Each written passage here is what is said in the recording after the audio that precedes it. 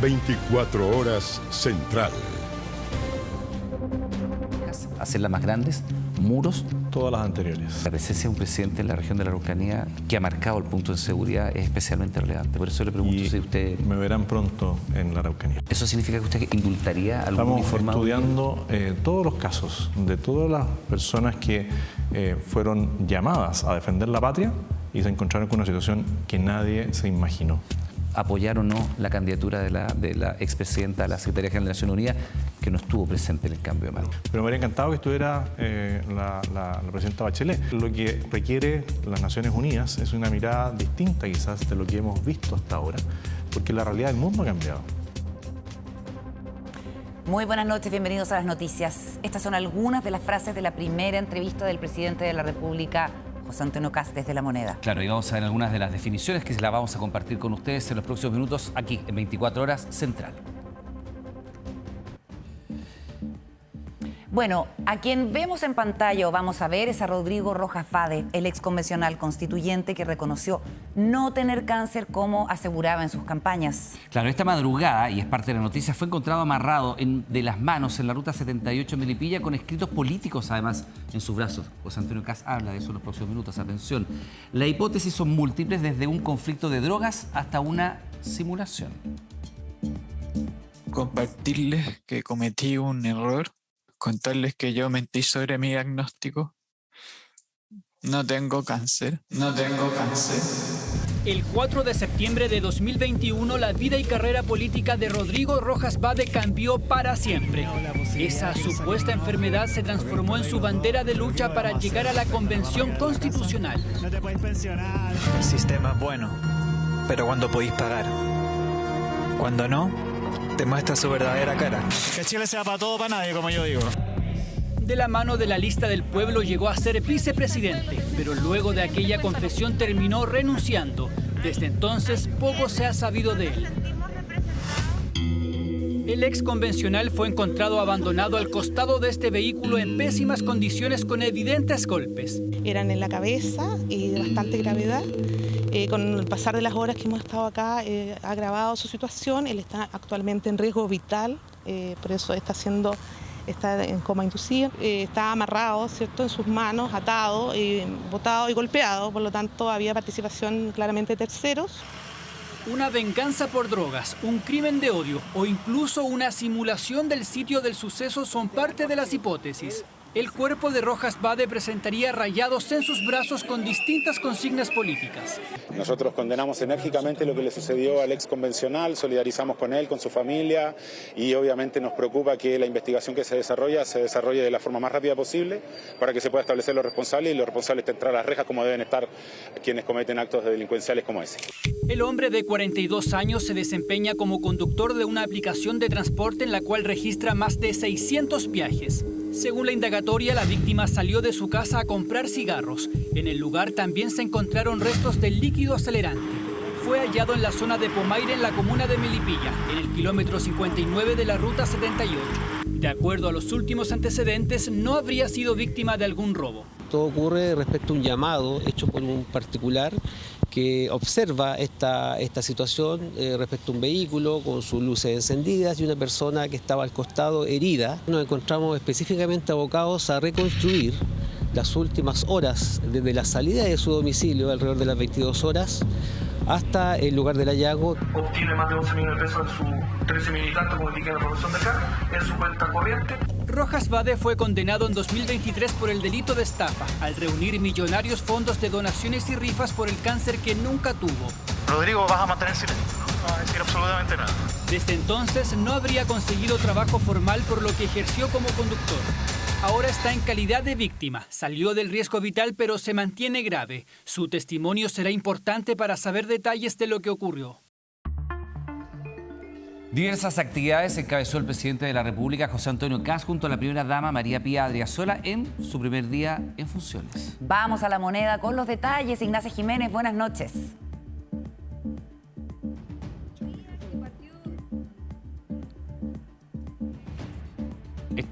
Estamos con Ignacia y ahí estamos revisando. No sabíamos parte... si no la estábamos escuchando nosotros o todo el país. Y estamos ahí viendo ya, de hecho, algunas de las actividades, por supuesto. Ahí Sí, te estamos ahí te escuchando, escuchamos, Ignacia, mientras vemos las imágenes del presidente Kast con parte de su equipo ministerial. Sí, se había muteado el micrófono en un largo día esta jornada del presidente electo. Ustedes lo decían, estas imágenes oficiales que se saca bien temprano esta mañana acá en el Palacio con sus subsecretarios y sus ministros. Una jornada que incluyó bilateral con la representación de Estados Unidos, que vino al cambio de mando, participación en el Te Deum y una última actividad esta jornada en la Universidad del Desarrollo, donde participó en esta inauguración de la cátedra Sebastián Piñera, una donde su ministro de Defensa dio a conocer un antecedente que no se conocía, y es que el presidente electo junto a él podrían viajar en los próximos días hasta la región de la Araucanía. Revisemos lo que dijo el ministro de Defensa justamente por este punto. Claramente en los próximos días vamos a ir a la zona porque ahí hay un tema de seguridad que hay que mejorar, que hay que trabajar, y hay que partir por reconocer a los que están trabajando el agradecimiento del gobierno del presidente Kast para que sigan con entusiasmo y con energía, asegurando a a la población, a toda la gente, la tranquilidad y la seguridad. Claro, ahí parte de las declaraciones del ministro de Defensa, que da cuenta de un inminente viaje hasta la llamada macro zona sur. Carola, Iván, yo les decía, una jornada que partió bien temprano en la mañana acá en el Palacio de Gobierno, después de las actividades de este 11 de marzo, con el presidente de la República desplegado en distintas actividades, reuniones, compromisos y sobre todo un despliegue en terreno de él y de sus ministros. Marián Basso preparó el informe con todos los detalles de esta primera jornada de José Antonio Kast en el Palacio de la Moneda. Pasemos a revisar ese detalle.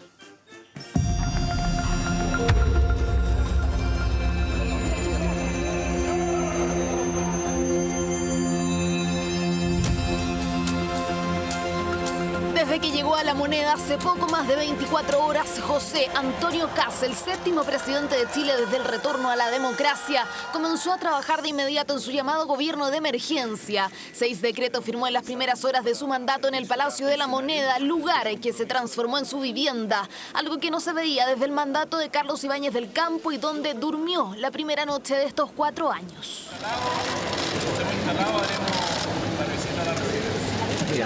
En la primera actividad protocolar de este jueves, el presidente recibió a la delegación estadounidense que asistió a la asunción de su mando y que, a diferencia de lo anunciado en un principio, no fue liderado por el ministro de Estado Marco Rubio, sino por el subsecretario Christopher Landau.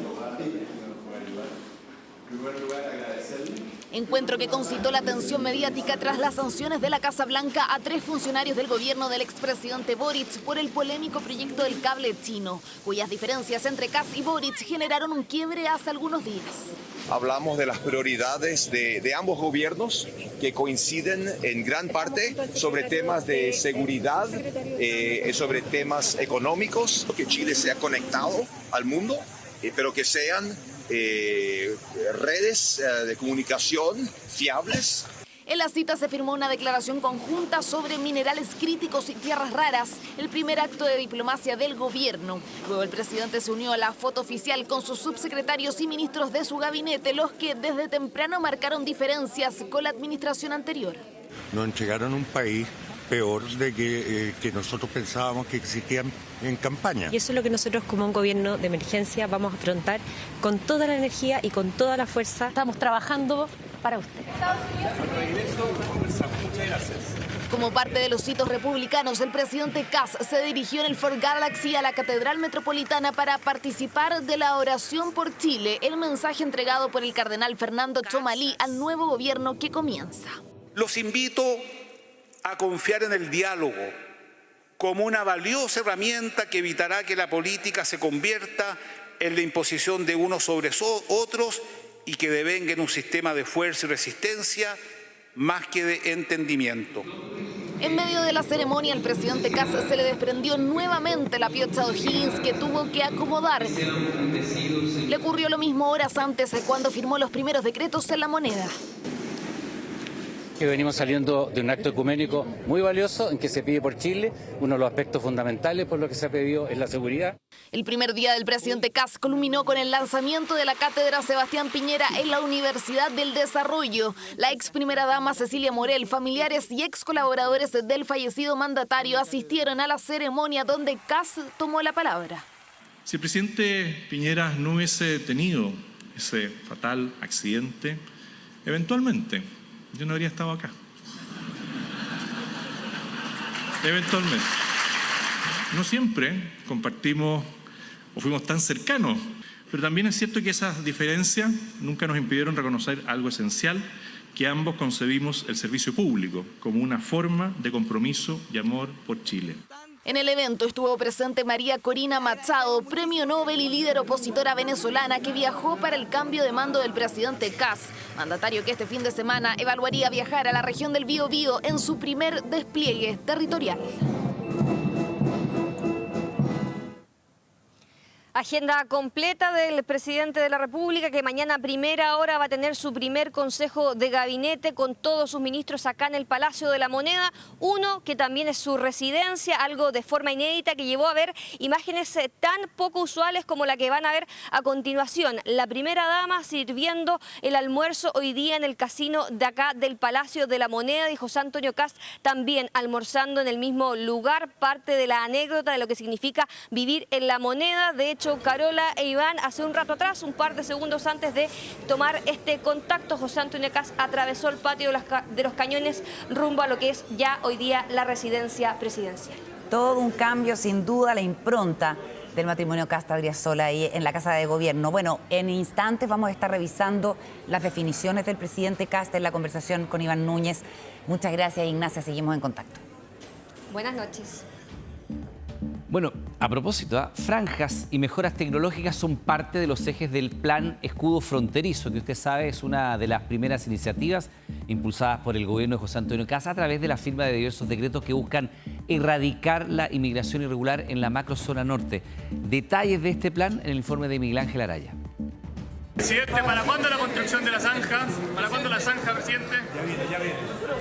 Lo hizo dentro de sus primeras 24 horas, tal como lo prometió durante su campaña, la firma de una serie de decretos con los que el gobierno del presidente José Antonio Kast busca abordar diversas problemáticas, entre ellas la inmigración irregular en la macrozona norte. El presidente le dio directrices al comandante en jefe del ejército para los efectos de que dispusiera de ciertas medidas concretas en el plano físico, en el plano tecnológico y también de reforzamiento del contingente, y esperamos que la próxima semana esas medidas estén en operación y el presidente pueda dar la partida. Plan Escudo Fronterizo, ese es el nombre de la iniciativa a cargo del Ejército de Chile para fortalecer de forma física y tecnológica la frontera nacional en localidades como Colchane, con el fin de erradicar los llamados pasos no habilitados. Ministro, ¿cuándo comienza la construcción de la zanja? Pronto. Y es que tal como lo adelantó el ministro del Interior en conversación con 24 horas, este escudo fronterizo ya tendría avances concretos con la construcción de zanjas durante la próxima semana. Parte son zanjas, sí, y yo creo que ya la próxima semana, a partir de lunes o martes, vamos a ver trabajos en esa dirección y en ese sentido. Se trataría de zanjas con una profundidad de 3 metros, tal como era propuesto por el presidente Kast durante el periodo de campaña. Que van a haber naturalmente estructuras físicas, sin lugar a dudas, pero esas las vamos a señalar cuando corresponda. Sin embargo, las opciones también siguen abiertas a otro tipo de barreras físicas, como muros o rejas, en base a la experiencia observada por Kast en su gira internacional en países como Hungría o República Dominicana. Hemos tenido una experiencia muy interesante de saber de los sistemas de control fronterizo que tienen. Perfecto. El presidente Kast pudo ver, sí, y son insumos e ideas para aplicar en Chile a la realidad chilena. Yo creo que no hay que descartar ninguna medida, pero obviamente para mí lo principal es la tecnología, es terminar con los pasos no habilitados, pero si podemos ver lo que se hace en otros países, bienvenido sea. Yo creo que el gobierno ahí debe tener las mejores personas, expertos, para que puedan ver esto, y qué bueno que los primeros días se estén preocupando del norte, que es la entrada al país. Soy Alberto Soto. Para el gobierno será prioridad recuperar la seguridad de la macrozona norte. Además del plan escudo fronterizo, el presidente Kast designó a Alberto Soto como comisionado de la macrozona norte, un rol clave para las políticas públicas que se pretenden implementar para frenar la inmigración irregular. Hace un buen rato ya que estamos trabajando, en particular con el Ministerio de Obras Públicas, para dar inicio a los trabajos lo antes posible. Lo antes posible significa una vez que cumplimos todas las demandas legales, todas las obligaciones que son de ordenamiento jurídico, en ese minuto podemos partir y eso va a ser muy pronto, caballeros, muy pronto. Según las proyecciones del gobierno, se espera tener resultados concretos en un plazo de 90 días. De momento, comenzarán los estudios por parte del Ministerio de Bienes Nacionales a fin de definir los lugares más críticos de nuestra extensa frontera en la zona norte. Y a través de un decreto, el gobierno de José Antonio Kast traspasó a la cartera de vivienda la reconstrucción en las zonas afectadas por los incendios. Una tarea que será liderada por el ministro Iván Poduje, quien esta tarde solicitó la renuncia de la directora del Serviu de la región del Biobío. No, esto es algo atroz, no se lo doy a nadie. El mega incendio de Valparaíso ha sido una de las emergencias más grandes del último tiempo. 138 personas perdieron la vida, se quemaron más de 8.000 hogares. A más de 2 años de la catástrofe hay más de 950 familias en 3 comunas que aún esperan su casa. He estado 2 años en el sitio con los 2 inviernos y espero no tener que estar este otro invierno otra vez en el mismo lugar.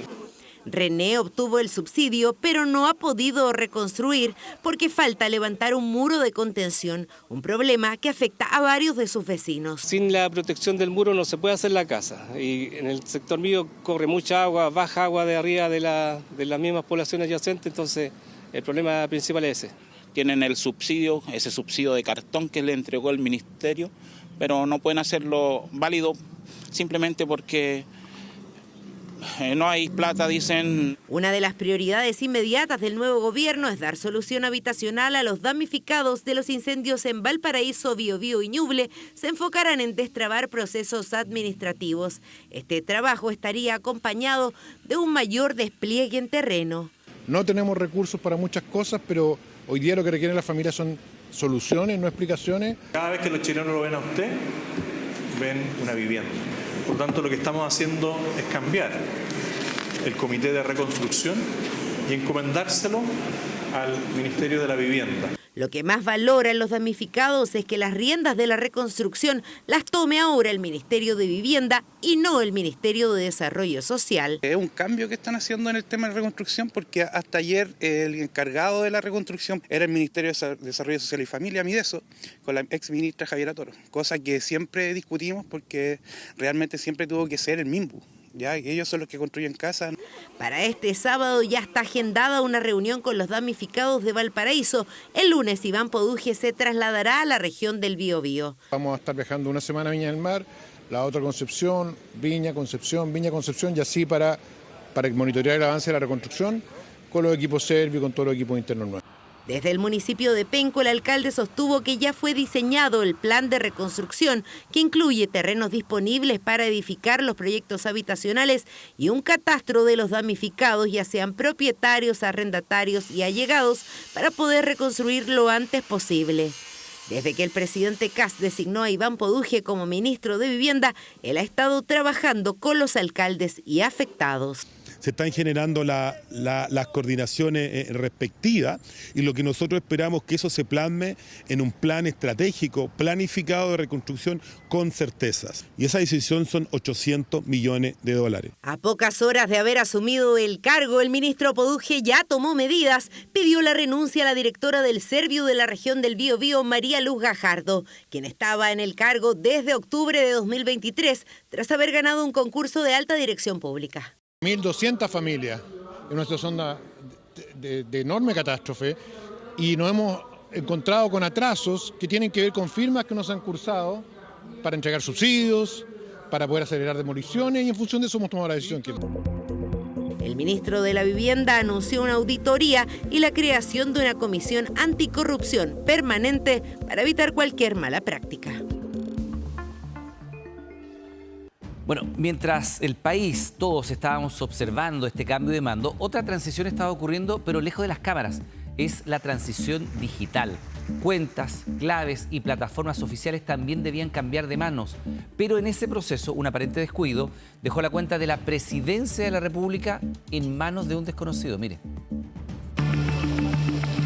Un gobierno que sale, otro que entra. La transición no parece tarea sencilla. Requiere coordinaciones para asuntos importantes, pero también para otros mucho más domésticos. Oficinas que se vacían, equipos que se reemplazan y llaves, claves o cuentas que cambian de manos. Justamente ahí ocurrió lo inesperado. Que alguien del nuevo gobierno me siga desde una cuenta verificada y por DM paso la clave. Esta cuenta la podría haber registrado cualquiera cuando fue desocupada.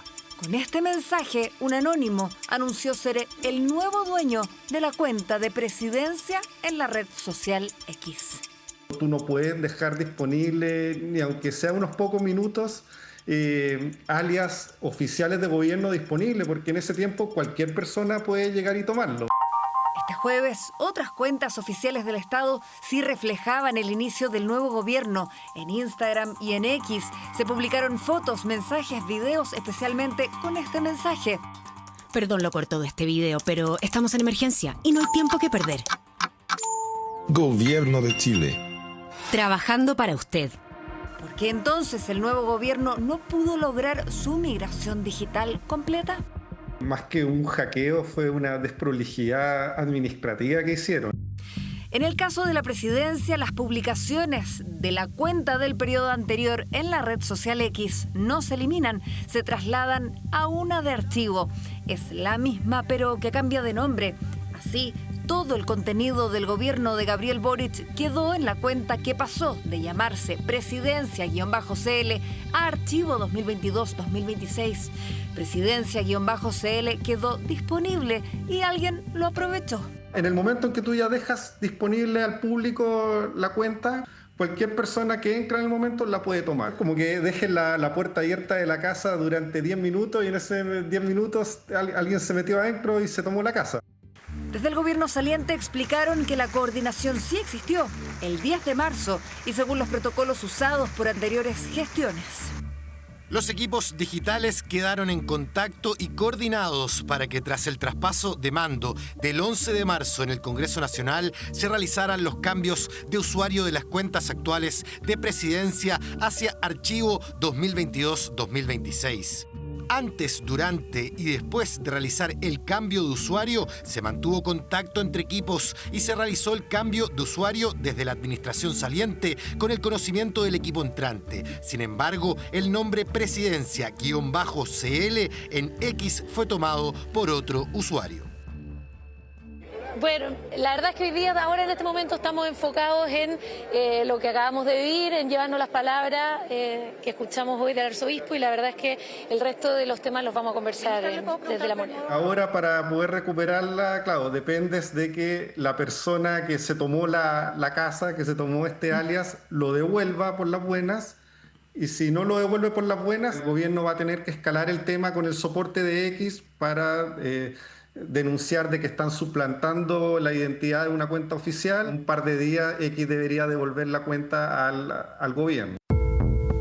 Por ahora, el usuario que capturó el nombre de la cuenta dice que su intención es devolverlo, pero hasta última hora de la tarde todo seguía tal cual. Episodio que evidencia lo delicadas que pueden ser las transiciones de poder, incluso en el mundo digital.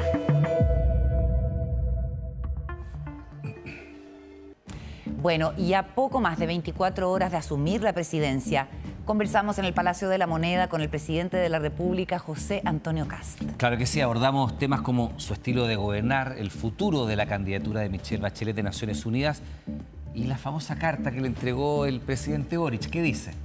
Lo vemos a continuación. Presidente, primero que nada, muchas gracias por recibir a Televisión Nacional de Chile acá en La Moneda. Gracias a ustedes por esta oportunidad. Bueno, aprovechando eso, en su casa también, ¿cómo durmió la primera noche acá en La Moneda? Qué singular, algo que no pasaba desde... Hace bastante tiempo, pero yo duermo muy bien siempre. De repente hay momentos que uno duerme un poco menos, pero se alcanza a recuperar. Es algo distinto, novedoso. y culmina un día lleno de emociones, porque no solamente alojé aquí en La Moneda, sino que el día anterior en el Palacio de Cerro Castillo. Son todas sensaciones que se van acumulando, pero que me tienen muy contento. ¿Se duerme bien en La Moneda? Sí.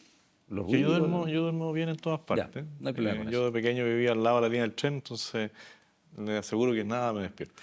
El presidente, bueno, usted dijo en Jonás Prias que iba a tomar medidas que podían sorprender en sus primeras horas de gobierno. De hecho, la firma de varios de los decretos apuntan de alguna manera en esa dirección. Algunos de los que usted firmó anoche tienen que ver, por ejemplo, con el tema de poner la mirada en migración y frontera norte. Nosotros conversamos con su ministro de Interior ayer y él nos confirma que efectivamente se va a aumentar personal, dotación y aumentar las barreras físicas, materiales. Concretamente le pregunto, ¿esos son zanjas, hacerlas más grandes, muros? Usted le visitó un par de países donde ambos modelos están puestos. Todas las anteriores, dependiendo de la geografía. Hay lugares donde quizás el obstáculo físico tiene que ser una barrera, no necesariamente un muro, pero hay distintas maneras de bloquear el paso de vehículos y de personas. En otros lugares tendrá que ser una zanja, porque es más rápido de efectuar y evita el comercio clandestino, de que los vehículos pasen, ¿no es cierto?, a toda velocidad y no se sepa dónde está el límite. Pero lo más importante es que ha cambiado también el tema de las relaciones. Hoy día la situación con Bolivia es distinta a la que teníamos hace un par de años atrás. Hoy día hay posibilidades de conversar con los vecinos bolivianos. Vino el presidente de Bolivia y eso marca una diferencia. La política migratoria de Perú sigue siendo bastante similar, más allá de los cambios radicales que han tenido en sus presidencias. Por lo tanto, las cosas se han ido facilitando, diría yo, el cambio que ocurrió en Venezuela, la relación con Ecuador, pero vamos a aplicar todas las medidas que sean necesarias. Le solicité un informe al Ejército respecto de temas de personal, de material que tengan para desplegar en la zona. Nombramos un comisionado que coordine, ¿no es cierto?, las acciones de nuestros delegados, que no tiene mando, pero sí ayuda a la coordinación, y todos están desplegados. Así que creemos ¿Eso parte que en los próximos días, perdón? Esta evaluación que tiene que hacer el Ejército para eventualmente ampliar la zanja, construir un muro, lo que ellos determinen, lo que usted determine. Nosotros le pedimos que ellos hicieran un levantamiento de toda la disponibilidad que tienen. Ellos han avanzado con algunas cosas, pero como recién ahora hemos tomado la posibilidad, el mando, ¿no es cierto?, puedo solicitar cosas que antes no podía. Presidente, el ministro de Defensa señala que se va a aumentar también, mirando ahora la macrozona sur, se va a aumentar dotación, se va a hacer acciones materiales y eventualmente una visita suya a la región de la Araucanía. ¿Eso está ya en desarrollo? ¿Para cuándo sería? Bueno, yo lo que he dicho es que no voy a ser un presidente que se quede en La Moneda, sino que ser un presidente en terreno. La primera acción pública fue de esperanza, de ir a un establecimiento en la comuna de Ñuñoa, donde le agradezco al alcalde Sichel y al director y a los alumnos que me acogieran para la inauguración del año escolar. Y después vendrán visitas a zonas que han pasado por periodos difíciles, catástrofes, terrorismo, inmigración. Por lo tanto, ustedes van a ver un gobierno desplegado, que no es que solamente me place yo. Usted vio ayer que la ministra de Seguridad fue a analizar, ¿no es cierto?, la situación de violencia que afectó a un carabinero, que es víctima, ¿no es cierto?, de la violencia. Y cada ministro ya está recorriendo Chile. Yo no quiero acaparar todo, pero sí quiero mostrar un gobierno en terreno. Pero la presencia de un presidente en la región de la Araucanía que ha marcado el punto de seguridad es especialmente relevante. Por eso le pregunto si usted... Me verán pronto en la Araucanía. Perfecto. Presidente, usted delante de las cámaras de Televisión Nacional nos dijo, pregúnteme por este tema el día después del 11. Michelle Bachelet, que iba a tomar una definición a propósito de si impulsar o no, apoyar o no la candidatura de la expresidenta de la Secretaría General de Naciones Unidas, que no estuvo presente en el cambio de mando. Bueno, me habría encantado poder haberla saludado en el cambio de mando, pero claramente... ¿Lamentó su ausencia? Uno siempre lamenta la ausencia de los presidentes que son parte, porque esto se va construyendo entre todos. Yo recibo, ¿no es cierto?, un gobierno. Tenemos diferencias en temas puntuales de cómo avanzar respecto de las acciones que tomó el presidente Boric, pero me habría encantado que estuviera la presidenta Bachelet. Si no hubiese habido problemas de agenda, que hubiese estado el presidente Lula, y si hubiese dispuesto eso la presidenta de México. Porque la reunión que tuvimos después, donde sí estuvo el canciller de Brasil, y dijo que las relaciones entre Chile y Brasil son de años y se van a mantener así porque son complementarios, habría sido bueno poder conversarlo. Y creo que lo que requiere las Naciones Unidas es una mirada distinta quizás de lo que hemos visto hasta ahora, porque la realidad del mundo ha cambiado.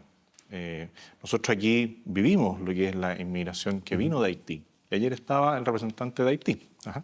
Y le conversamos, le dijimos, mira, nosotros aquí tenemos una cantidad de haitianos importantes que ya están asimilados a nuestra vida. Agradecemos la colaboración de ellos, pero esto se dio en un momento bastante discutible.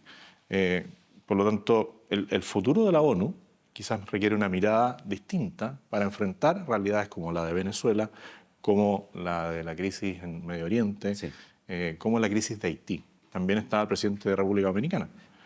2 países en una misma isla. Pero le reitero la pregunta. Usted me dijo, la decisión la va a tomar después del 11. ¿Tiene decisión sobre Michelle Bachelet o no tiene decisión? Estamos avanzando en la decisión, pero... ¿Más favorable o más desfavorable? ¿La ausencia distancia un poco eso? No. Esto no es... cuando uno toma una decisión de esta envergadura, no es porque vino o no vino alguien a un acto. Eso está dentro de la libertad. Es mirando lo que se requiere para una organización tan relevante, tan importante como es la ONU. Presidente, usted ha dicho que eventualmente la figura del indulto es algo que usted está en disposición de analizarlo, más allá de que si esto despierta crítica. Sumado al proyecto de conmutación de penas, ¿cuál es su posición al respecto? ¿Usted estaría en disposición de indultar a alguien hoy día condenado? ¿Ha mirado algún caso que usted diga, este caso merece ser analizado y eventualmente indultado por el presidente de la República? Yo hago una diferencia clara y entiendo las discusiones que hay en un proyecto de ley, pero ese es un proyecto que está radicado en la Cámara. Es el proyecto de conmutación de pena. Está en el Congreso y ahora recibirá las indicaciones y va por un carril distinto. Otra cosa es lo que ocurrió después del estallido, donde hay personas que salieron dañadas, ¿no es cierto?, físicamente, personas que salieron indemnizadas y personas que terminaron presas sin haberse levantado ese día diciendo yo voy a realizar una acción para dañar a alguien. ¿Uniformados? Carabineros, militares, Fuerzas Armadas, policía.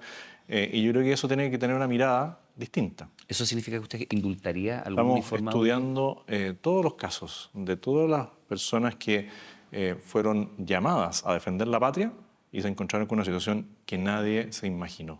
Nadie quiso vivir eso. Y ¿tiene algún caso, presidente, que usted haya analizado que puede ser objeto de indulto de esto del estallido social de un uniformado? No voy a entrar en un caso puntual, pero sí le diría que estamos estudiando una serie de casos que han sido mediáticamente conocidos y requieren todos, a nuestro juicio, un análisis profundo, enfocados en recuperar la paz y trabajar también en el concepto del perdón. Presidente, prioridades del gobierno marcadas naturalmente por la firma de decreto y algunos de los anuncios que usted ha hecho. Para preguntarle y avanzar en algunos de ellos, ¿Sala Cuna Universal es una prioridad de su gobierno? ¿Puede salir? ¿Hay recursos para aquello? Siempre ha sido una prioridad y lo hemos dicho el primer día. Creo que el presidente Piñera aquí nos dio una muestra muy clara en el postnatal. Y tenemos que avanzar, pero también tenemos que adecuarnos a la realidad. Este proyecto no avanzó porque las propuestas económicas, a nuestro juicio, no estaban bien evaluadas. Y si queremos avanzar es para permanecer. No es para sacar un título de una ley. Eso frustra a las personas. Por lo tanto, lo que hagamos va a ser real y primero tenemos que ocuparnos del empleo. Hoy día hay cerca de 1 millón de compatriotas que están sin trabajo. A ellos no les tocaría una ley de estas. Por lo tanto, busquemos aumentar el trabajo, busquemos aumentar la inversión en Chile y creo que vienen buenas noticias respecto de inversionistas que han decidido creer en Chile. Presidente, usted en su discurso dijo que podía haber algún acto de corrupción que tenía que ser evaluado y de hecho uno de los primeros decretos que usted firma tiene que ver precisamente con el tema de la auditoría, esta fuerza de tarea. ¿Se ha avanzado? ¿Se ha detectado algo extraño, algo anómalo? Ya hay una solicitud de despido, de hecho, en materia de vivienda en el Biobío al respecto. Bueno, lo que hemos visto en el último tiempo no deja de sorprendernos. Esta empresa de demoliciones sin experiencia en Valparaíso y que se vuelve a repetir en otras partes. Nosotros hablamos de una auditoría general y el que nada hace, nada teme. Por lo tanto, no creo que nadie pueda tener problemas con que hagamos una auditoría profunda para hacer un buen diagnóstico. Porque para hacer el recorte fiscal que estamos planteando, que no es fácil, tenemos que saber dónde se malgastan los recursos públicos. Y hoy día hay tecnología suficiente para cruzar los antecedentes, cosa que vemos que no siempre ha tenido la misma fuerza para llevarse adelante. Bueno, yo creo que va a ser una buena noticia para todos conocer el real estado de las finanzas públicas el trabajo que hace cada persona que dice colaborar con Chile. Yo creo que tenemos grandes funcionarios públicos, lo dije ayer, pero algunos de ellos no se sienten con libertad, porque quizás las personas que tenían de superiores no tenían la misma mirada de focalizar el gasto público. Presidente, la reforma tributaria va como una de sus primeras medidas, abril.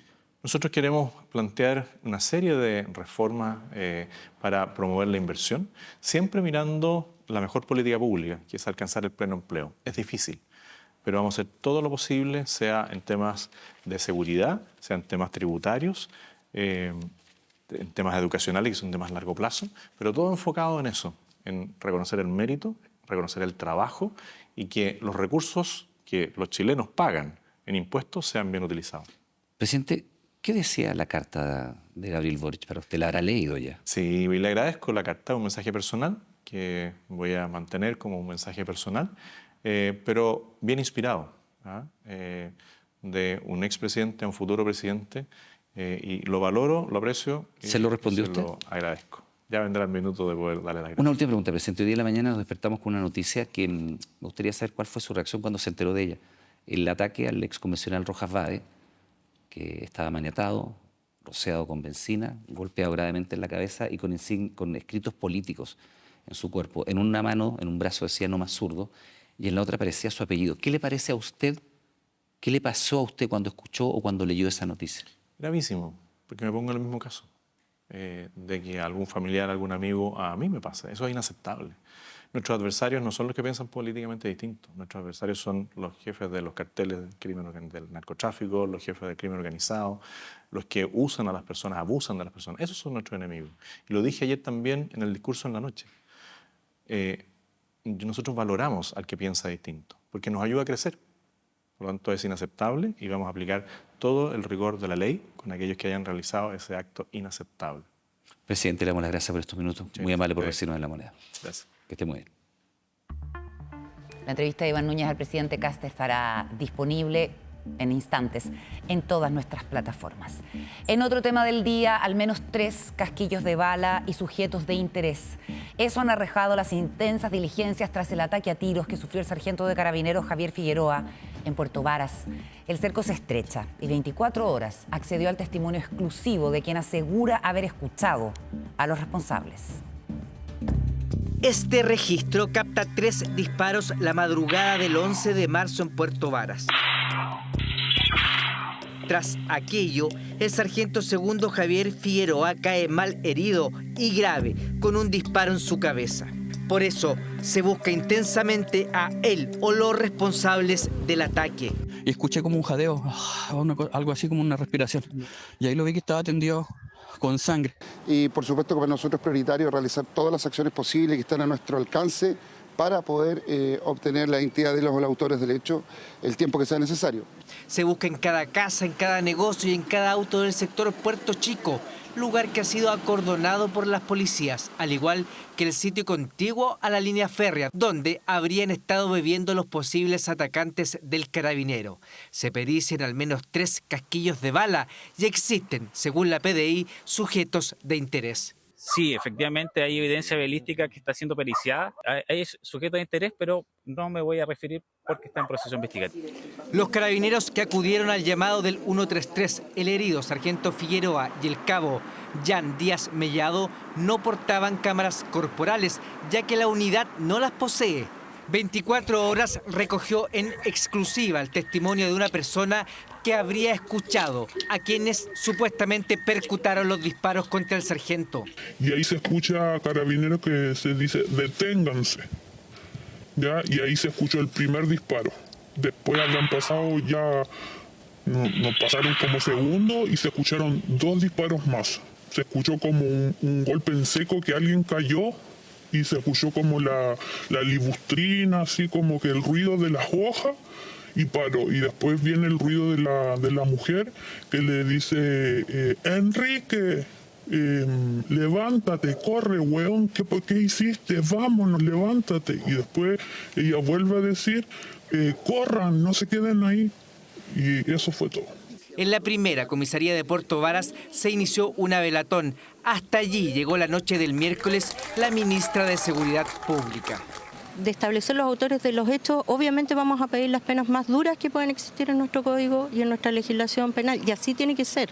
Y los familiares del sargento Figueroa se han trasladado desde Purranque a Puerto Montt.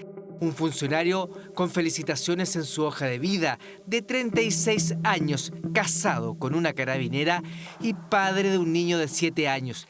El funcionario lleva prácticamente 10 años en la comuna, es muy querido, muy reconocido también por el mismo Ministerio Público, por la labor comunitaria que realiza, un hombre conocedor de la zona.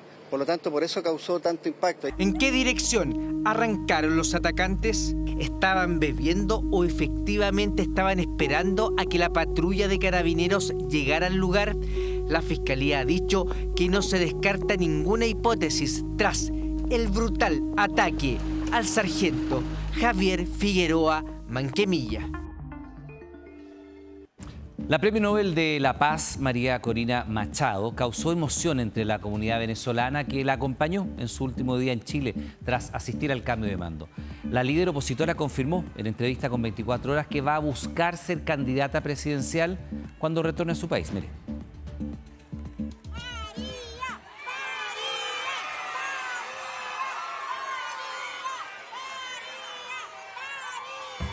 Estoy sin palabras y créanme que para que yo diga eso no es fácil.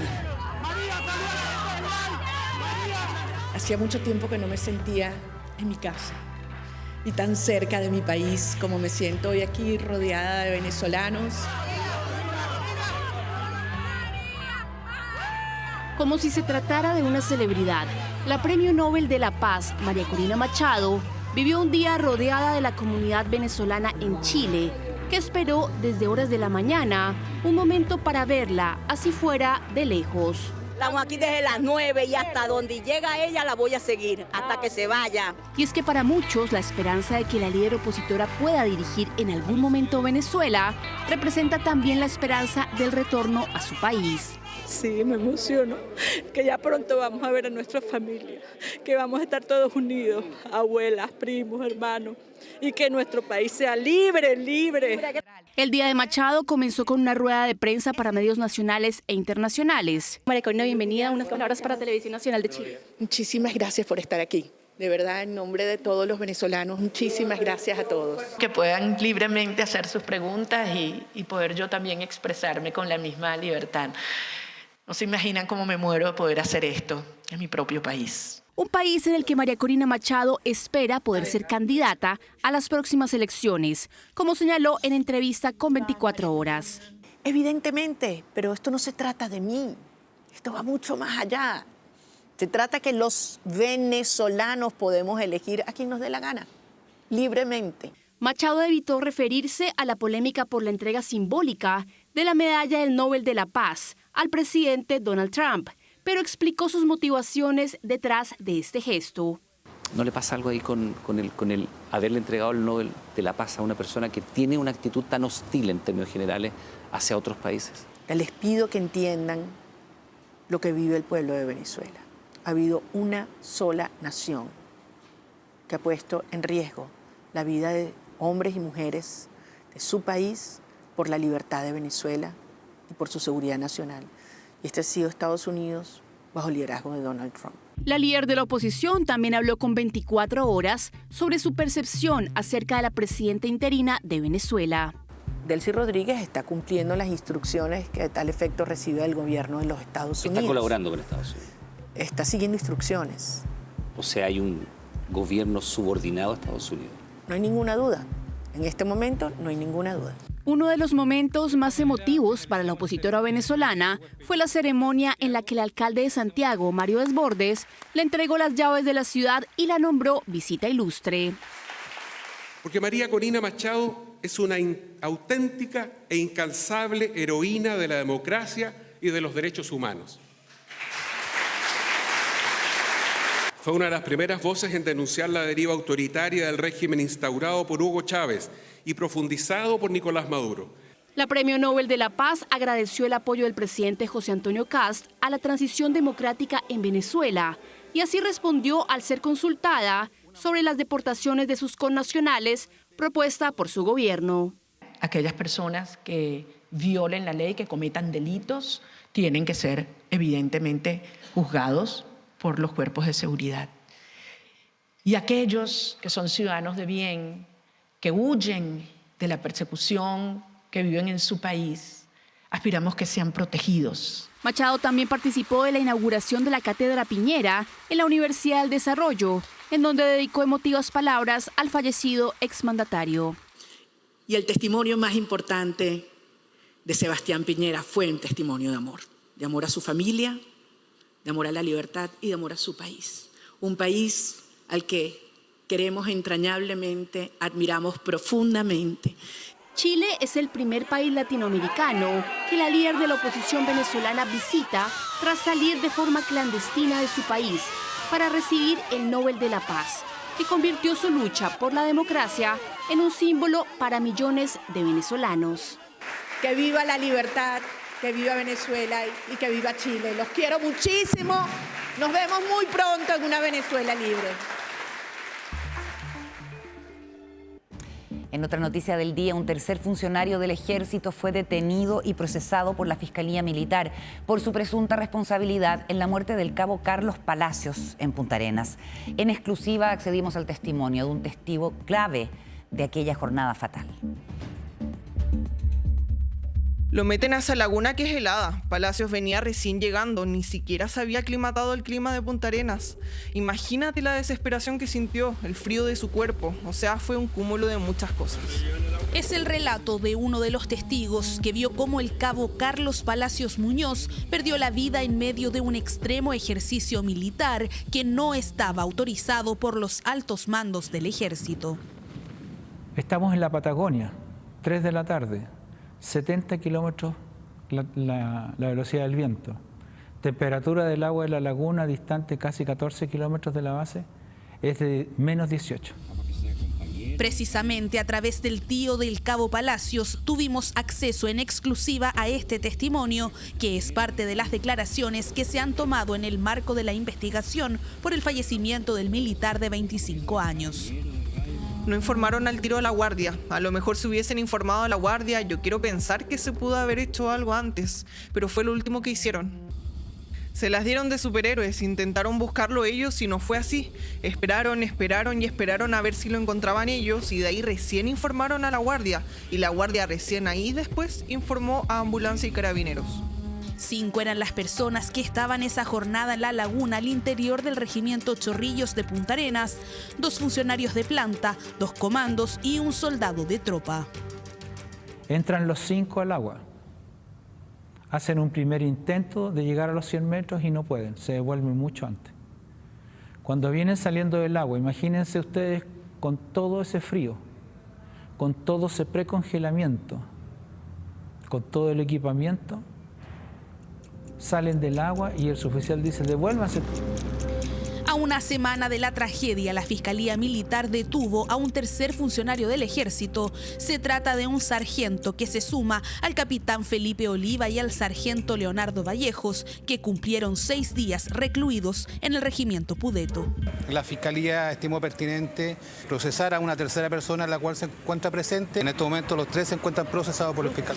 La familia del cabo Palacios presentó una querella por homicidio contra quienes resulten responsables de su muerte y piden que la Fiscalía Militar se declare incompetente. Estamos hablando de un principio de lo que podría ser un cuasi delito de homicidio. Falta de protocolos de seguridad, lentitud en las reacciones y hostigamiento son parte de las acusaciones de la familia del cabo Palacios, que no descarta que más funcionarios del Ejército sean detenidos en las próximas horas. El nuevo líder supremo de Irán prometió que su país no cesará en el bloqueo al estrecho de Hormuz. Todo ello después de que en las últimas horas se registraron al menos 3 nuevos ataques a embarcaciones en el Golfo Pérsico, en medio de una nueva alza de los precios del petróleo.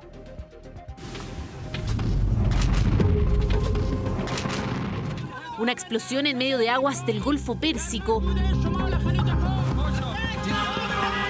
Y entre las llamas lo que era un buque cisterna.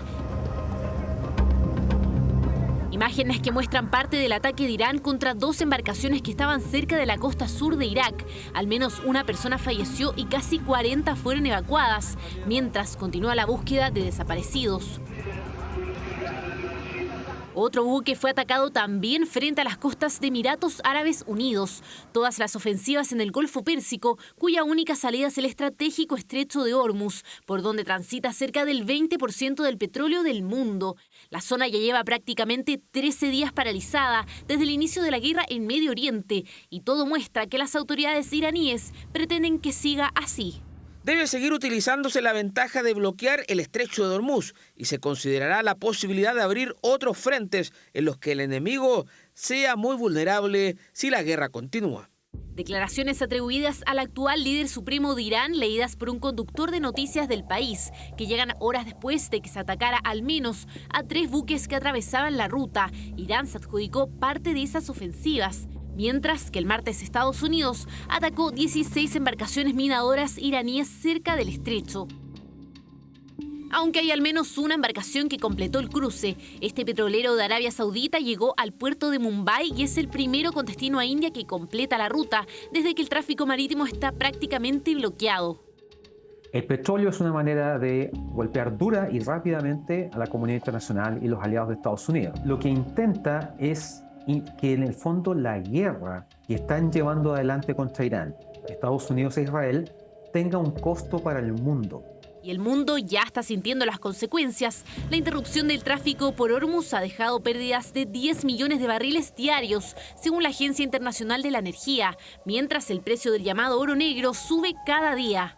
Es esperable que en las próximas jornadas, si se mantiene eso a través del tiempo, cada vez hay una presión al alza en cuanto al precio, que posiblemente se pueda ubicar sobre los $100 el barril en la medida que persista eventualmente un cierre efectivo del estrecho. Al menos 16 embarcaciones han sido atacadas desde el 28 de febrero cerca del estrecho de Hormuz. Al mismo tiempo, el mundo enfrenta uno de los más grandes bloqueos de la historia del suministro de petróleo.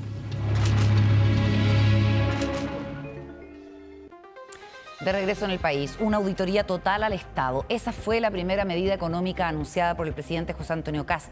Sin embargo, el nuevo gobierno alista para los próximos días un plan pro inversión, su reforma tributaria y correcciones a la ley de 40 horas. Veamos.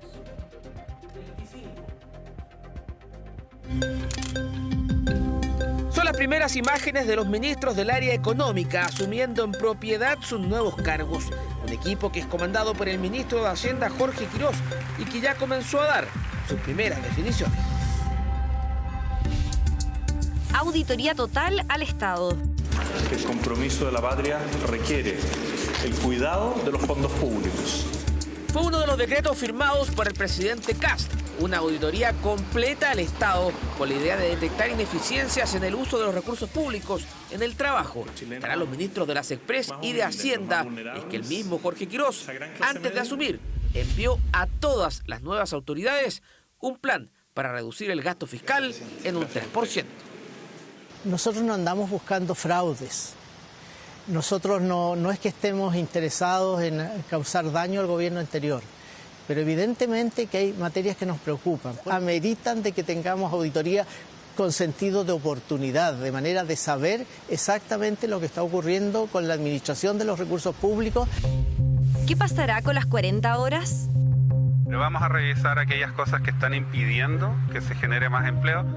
Fue la declaración que encendió el debate. El ministro del Trabajo abrió la puerta a realizar ajustes a la ley de 40 horas. Recién a horas de haber asumido el presidente Kast, ya estén relativizando los propios compromisos que él como candidato hizo. Bueno, el Banco Central hace un tiempo atrás señaló que algunas políticas del gobierno pasado han impactado negativamente en el empleo y por lo tanto sería una irresponsabilidad no sentarse, revisar esas normas y planificarlas para que no produzcan ese efecto. Sin embargo, el ministro de la SECPRES prefirió hablar de correcciones que apuntan más bien a mejorar la implementación de esta ley. Nosotros no estamos en contra de la ley de 40 horas. De hecho, la gran mayoría de nosotros votamos a favor de esa iniciativa. Pero sí nos preocupan algunos dictámenes que han surgido de la Dirección del Trabajo y que han provocado diferencias de opinión entre empleadores y trabajadores. Reforma tributaria. Es uno de los proyectos ancla de la nueva administración y apunta a reducir los impuestos que hoy pagan las empresas. El gobierno confirmó que la iniciativa se presentará el próximo 1 de abril, lo que genera grandes expectativas en el empresariado. Las empresas enfrentan impuestos que nos hacen perder competitividad tributaria y eso evidentemente afecta la inversión, la realización de negocio y la creación de empleo. El poder dejar la tasa de impuestos de primera categoría en torno al 10-12% para siempre es un anhelo que las pymes y emprendedores tienen hace más de 5 años. En su primer día, el presidente Kast participó de la firma de una declaración conjunta entre Chile y Estados Unidos para iniciar consultas sobre minerales y tierras raras, mientras se afina para las próximas horas la presentación del primer paquete de medidas económicas con foco en generar inversión y reactivar el empleo. Ya volvemos con 24 Horas Central. Gracias a la noticia le contamos que en sus últimas 24 horas como presidente de la República, Gabriel Boric firmó un decreto que sella un compromiso ambiental sin precedentes. Se trata de la creación y ampliación de los parques nacionales marinos Mar de Juan Fernández 2 y Nazca Desventuradas 2. Con esto Chile supera el 50% de protección de su océano. Estas imágenes son parte de los hallazgos de la expedición científica a bordo del buque Falcon 2 en 2024, las dorsales submarinas de Nazca y Juan Fernández, ubicadas en lo más profundo del Pacífico sureste, nunca antes habían sido exploradas. Descubrimos más de 100 potenciales especies nuevas para la ciencia. La mayor parte de esa biodiversidad fue hallada en el monte que denominaron Solito. Y este monte está ubicado en una zona que antes, en ese momento, no estaba protegida. Ahora la realidad es otra. En sus últimas horas de gestión, el entonces presidente Boric firmó un decreto supremo que oficializa la creación y ampliación del Parque Nacional Mar de Juan Fernández II, ubicado a unos 670 kilómetros de la región de Valparaíso, y del Parque Nacional Nazca Desventuradas II, situado aproximadamente a 850 kilómetros al norte del archipiélago anterior. Un área que queda totalmente protegida de cualquier tipo de extracción y eso va a permitir que ese ecosistema siga vibrante, que siga creciendo. La propuesta nació de comunidades costeras, contando con el respaldo del 99% de la población local. Para nosotros el mar es todo.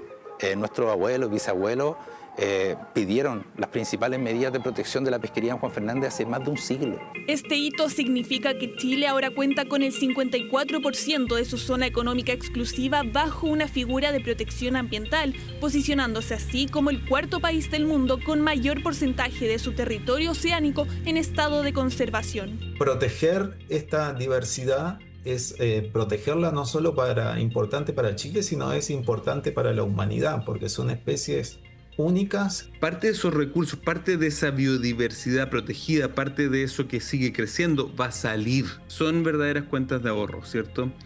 Que movilizan, la economía está movilizada por recursos naturales, por la naturaleza. Se prevé que esto beneficie también a los pescadores de la zona. La pesquería en Juan Fernández son un ACMO, un área de conservación en múltiple uso, que es de las 0 a las 24 millas. Después de eso vienen los parques, y ahí entra esta figura. Por lo tanto, los pescadores pueden pescar sin ningún problema. La iniciativa, catalogada como una política de Estado, permite a Chile cumplir anticipadamente con el acuerdo internacional que busca proteger al menos el 30% de los ecosistemas marinos globales para el año 2030, aunque no quiere decir que estemos libres de desafíos. Hay que tener plataformas de investigación apropiadas para ese tipo de campañas y contar con tecnología de punta también. Todo esto es inversión en ciencia. El monitoreo científico, el monitoreo también de vigilancia, ¿cierto? El plan de manejo y también la educación. Esos son los pilares de eso y esos son los pasos que hay que seguir. Primer paso, digamos, check. Pero ahora la tarea es a nivel internacional. La mayor parte de los montes submarinos que hay en esta zona actualmente están en aguas internacionales. La responsabilidad queda ahora en las manos de la actual administración. El Servicio de Biodiversidad y Áreas Protegidas será el encargado de coordinar los planes de manejo y así evitar que estas zonas se conviertan en lo que expertos llaman parques de papel. A casi 2 semanas del inicio de la guerra de Estados Unidos e Israel contra Irán, Desde Teherán establecieron 3 condiciones para poner fin al conflicto. ¿Cuáles son estos requisitos y cuál es la postura de la Casa Blanca? Veamos. La operación Furia Épica ¿no es un nombre genial? Bueno, solo sirve si ganas. Y bueno, ya sabes, hemos ganado. Nunca es demasiado pronto para decirlo. Ganamos. Mensajes de victoria que se han vuelto una tónica por parte del presidente estadounidense Donald Trump, cuando la ofensiva contra Irán se acerca a cumplir 2 semanas y donde Teherán puso condiciones para poner fin a la guerra. El presidente iraní dijo que su país está comprometido con la paz en la región, pero también expuso lo que ve como un camino hacia la desescalada. Irán estableció 3 condiciones para terminar con la guerra. ¿Cuáles son estas condiciones? Pregunta que respondió el propio presidente iraní, quien a través de sus mediadores regionales fijó al menos 3 condiciones para poner fin al conflicto que sacude a Medio Oriente. Reconocimiento de los derechos legítimos de Irán, pago de reparaciones, garantías internacionales firmes contra futuras agresiones. Nueva postura de Teherán luego de que inicialmente rechazara por completo cualquier posibilidad de negociación o de alto el fuego con Estados Unidos e Israel. Condiciones que se comunicaron casi en paralelo al primer mensaje atribuido al nuevo líder supremo iraní Mojtaba Khamenei. No nos abstendremos de vengar la sangre de nuestros mártires, especialmente los crímenes contra niños, como el crimen deliberado contra la escuela Minaf. Mientras Washington ha fijado 3 grandes objetivos: desmantelar completamente el programa nuclear iraní, acabar con la capacidad de misiles del país persa y enterrar definitivamente la red de alianzas de la República Islámica, con milicias regionales de Medio Oriente como Hezbollah y los hutíes. Estamos preparados para que la campaña continúe mientras sea necesario. La emprendimos de forma deliberada, con un plan organizado, para eliminar una amenaza existencial. Tenemos un plan estructurado.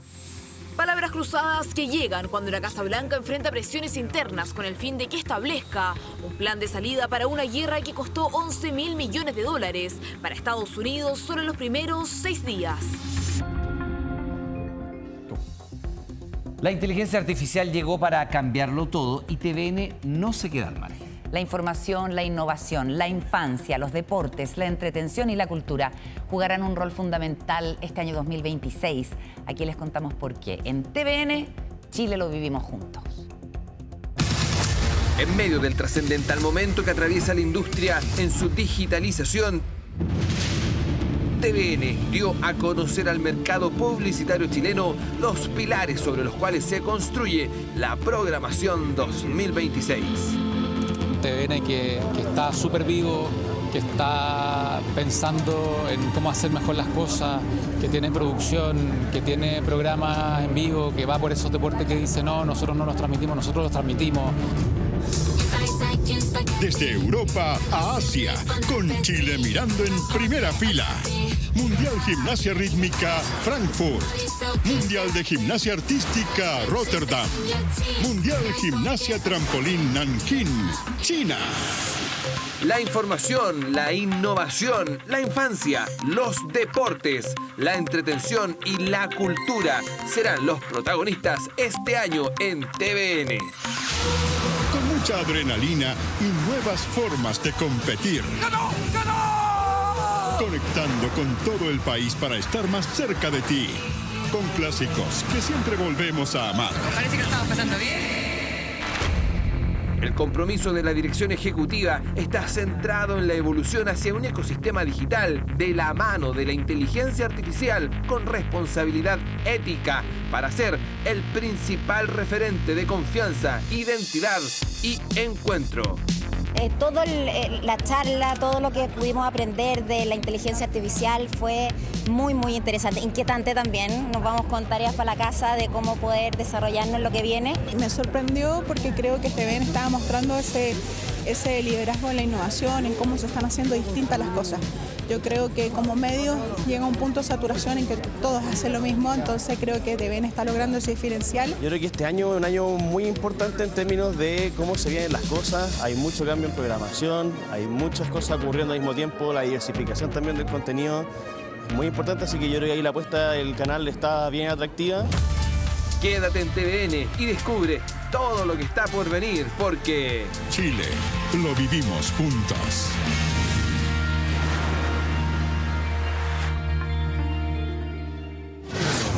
24horas.cl. Bueno, y este jueves se conoció que el arquitecto chileno Milian Radic Clark fue anunciado como ganador del premio Pritzker 2026, el galardón más prestigioso del mundo en arquitectura, conocido como el Nobel de la Arquitectura. Claro, con este reconocimiento Radic se convierte en el segundo chileno en recibir esta distinción después de que Alejandro Aravena la obtuviera el año 2016. Los argumentos de la condecoración y la obra de Milian Radic Clark la encuentran ingresando a 24horas.cl, escaneando el QR en pantalla.